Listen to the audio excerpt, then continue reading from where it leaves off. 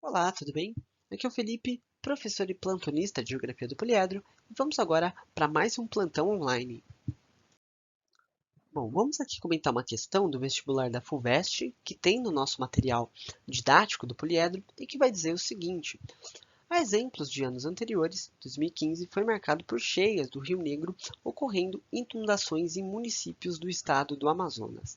Observe, no gráfico abaixo, dados de 3 cheias ocorridas no porto de Manaus em anos recentes. Observe também o mapa da bacia hidrográfica amazônica. Então aqui a gente vai ter um gráfico mostrando para a gente as últimas cheias que ocorreram ali na região de Manaus, especialmente relacionadas ao Rio Negro, e aqui ao lado a gente tem uma figura mostrando a bacia hidrográfica do rio Amazonas com o Rio Negro e o Rio Solimões marcados aqui. Então vamos comentar, na verdade, o item A, que vai falar o seguinte: com base nos dados acima, em seus conhecimentos, explique qual é a possível relação das cheias do Rio Negro com o seu regime de alimentação e sua proximidade com o Equador. Bom, vamos analisar aqui a resposta dada em relação ao item A. Eu vou utilizar aqui a resposta do Forms, justamente porque a resposta da imagem enviada não ficou tão legível assim. Então, olha só, a resposta do Forms é a seguinte: o Rio Negro está localizado nos dois hemisférios e, portanto, recebe chuvas de verão durante o ano inteiro, o que, somado ao clima equatorial úmido, pode causar cheias.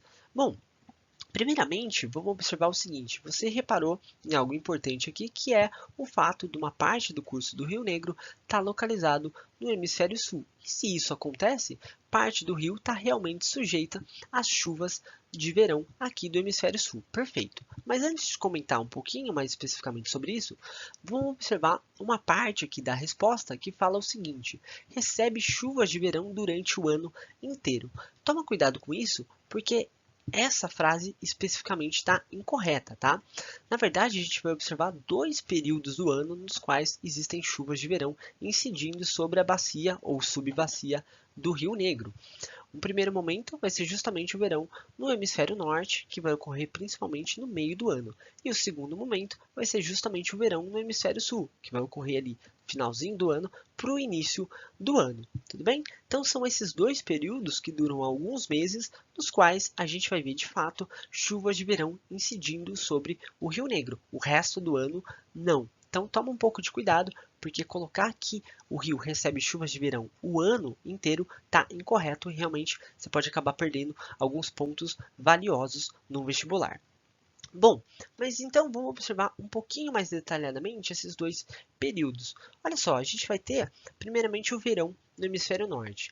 Analisando o gráfico, a gente consegue observar que de fato o verão no hemisfério norte, as chuvas de verão no hemisfério norte, vão ser as únicas chuvas que vão ter uma contribuição real para a ocorrência de cheias no Rio Negro. Tudo bem? E por que que isso vai ocorrer?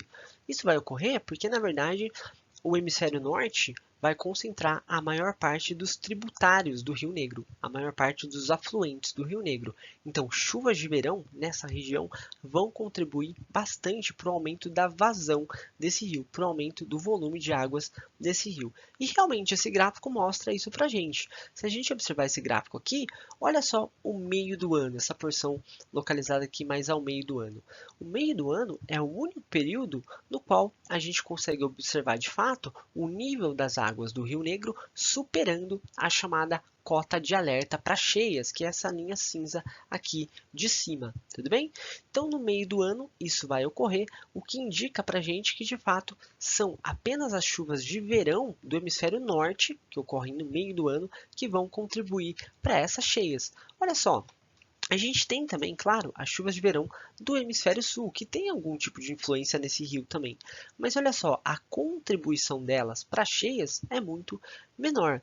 Se a gente observar aqui o finalzinho do ano para o início do ano, ó, nessas três curvas indicadas aqui, a gente não observa em momento algum essas curvas ultrapassando a cota de alerta para cheias. Ou seja, a gente chega à conclusão que as chuvas de verão do hemisfério sul não contribuem especificamente para cheias. Elas aumentam o nível de água do rio, mas não chegam a causar cheias na região de Manaus. E isso ocorre porque, na verdade, o número de afluentes nessa porção da bacia vai ser menor.